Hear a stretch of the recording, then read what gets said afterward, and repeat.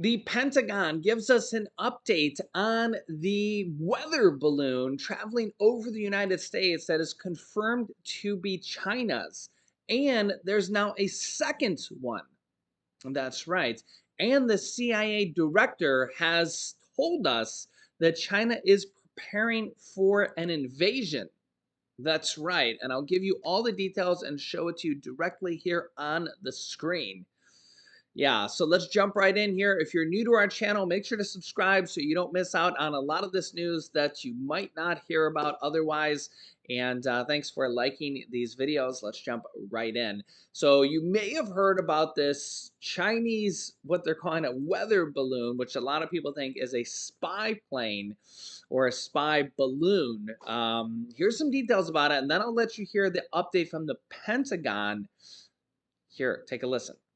The suspected Chinese spy balloon is on the move over the continental U.S., though the Pentagon won't reveal its exact location, track, or speed, flying near U.S. military assets along the way. I'm not going to be able to go into specific locations again, other than to say it's moving eastward at this time. This footage captured by the NBC News affiliate in Kansas City appearing to show the balloon. NBC News has not verified the video. Pilots also reporting a derelict balloon adrift in the area. The U.S. military first detected the surveillance balloon in Alaska earlier this week, tracking it through Canada and into Montana, spotted less than 200 miles from the U.S. intercontinental ballistic missile silos.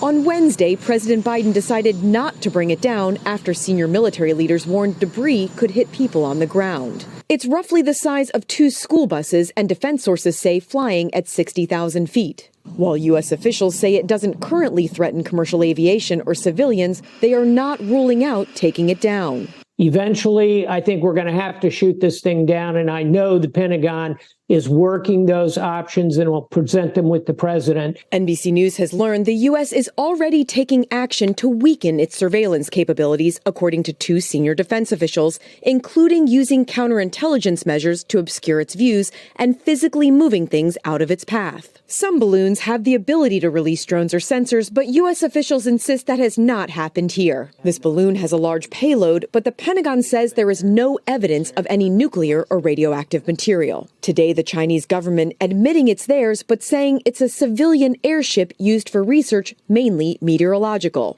The Pentagon disagrees. The fact is, we know that it's a surveillance balloon.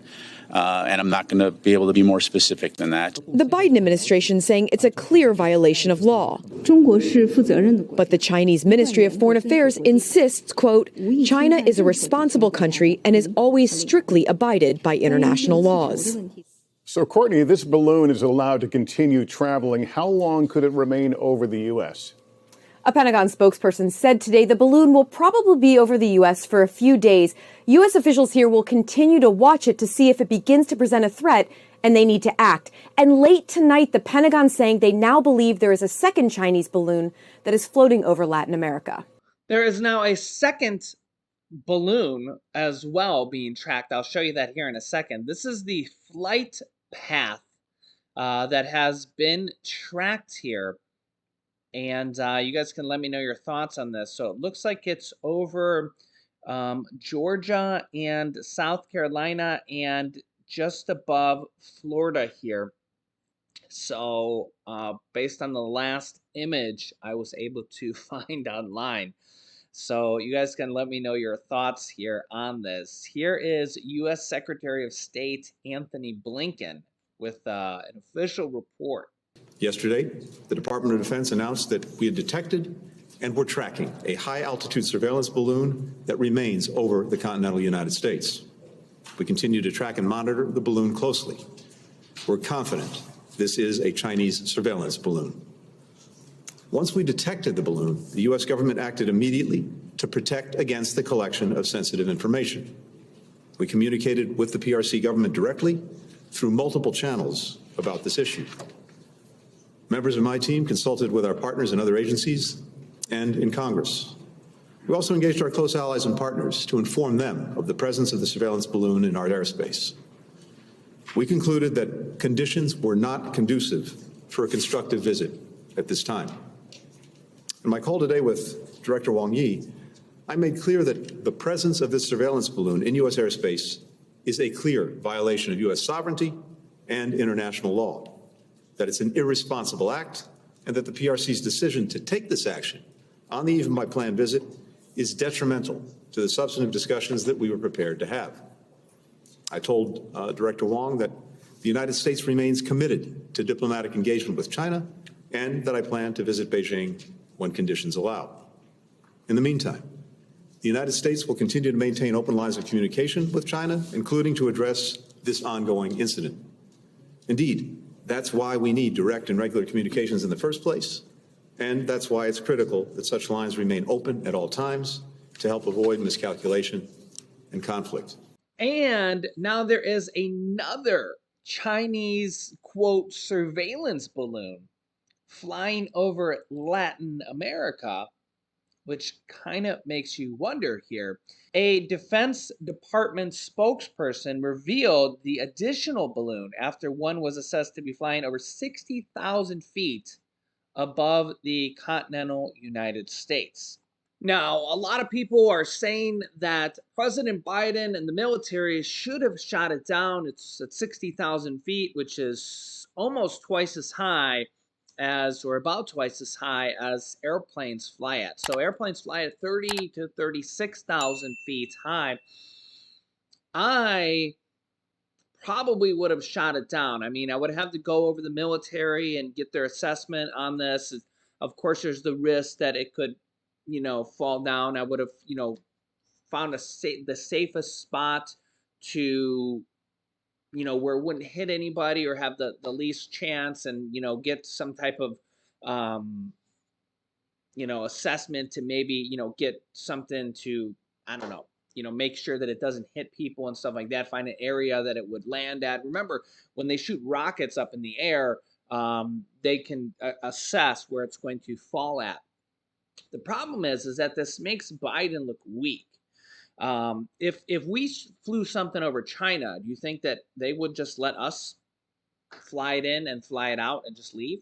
I mean, remember when Nancy Pelosi went to Taiwan, they basically shot rockets as a warning signal just for her visiting Taiwan, not even China. Okay, so this is kind of the problem here, is that, are they testing us? It's just, and who knows what they're actually collecting. If we would have shot it down, then we could have seen what was actually in there. Yeah, so then we really could have seen, what are they actually doing? And this comes as we have multiple officials. We've had a U.S. top general say that he thinks we're going to be at war with China within the next 2 years. Then we had basically one of the top House representatives on the Foreign Affairs committees agree with him. And then this, you can see it right here. China's Xi has ordered the military to be ready for a Taiwan invasion within the next 4 years, coming directly from the CIA director, Burns. These are major, major headlines, guys. This is directly from Fox News, but even more importantly is that this is from the CIA director. I mean, these are like top officials in the United States. Here's what he says. CIA Director William Burns has revealed that the Chinese President Xi Jinping has instructed his country's army to be ready, quote, by 2027, that's within the next 4 years, to conduct a successful invasion of Taiwan. And remember here that we have the Taiwan Relations Act with Taiwan to basically help arm them to prevent this. So this is a problem, right? This is a problem. Burns, the CIA Director Burns, made the remark here Thursday during an event at Georgetown University, where he also said that he believes the Chinese president has been closely watching Russian President Vladimir Putin, and this is why Russia and China are linked, prolonged and costly invasion of Ukraine. Beijing has been engaged in a tense territorial dispute with the island, which it claims is part of China. Quote, on Taiwan, I guess I would say our assessment The CIA director said, quote, on Taiwan, I guess I would say our assessment at the CIA is that I wouldn't underestimate the Chinese president's ambition with regard to Taiwan. He has been pretty clear about that over the years. I think he has watched very carefully, it seems to us, Putin's experience in Ukraine and been a little bit unsettled and sobered by that as well. And this is just yet another reason why Russia cannot become victorious here in the end. It sends a message to what Putin can do going forward with other, they've already said that they want to take over Moldova going forward, but also to countries like China and North Korea, Iran, and, other countries of what they can and can't do around the world, or even attacking us or attacking other countries or just taking over other countries. It sends a message what they will be allowed to and not allowed to do. So let me know your thoughts here in the comments. I'll keep you up to date here. Here's some videos you can watch next. If you haven't yet, make sure to subscribe down below to our YouTube channel so you don't miss out on new videos and details like this that the mainstream news doesn't cover. I'll keep you up to date here. Click the bell icon after you subscribe so you don't miss out on new videos that come out here every day at 10 a.m., 3 p.m., and 8 p.m. Eastern Standard Time. Also, thanks so much for liking and sharing these videos with anybody that needs to hear this information. Here's some videos you can watch next. Here's actually some surprising news from the Fed in this video, and actually here's some new information about vaccines that we're learning about here as well. So click on one of those videos next. Thanks for watching, guys, and I'll see you in the next video.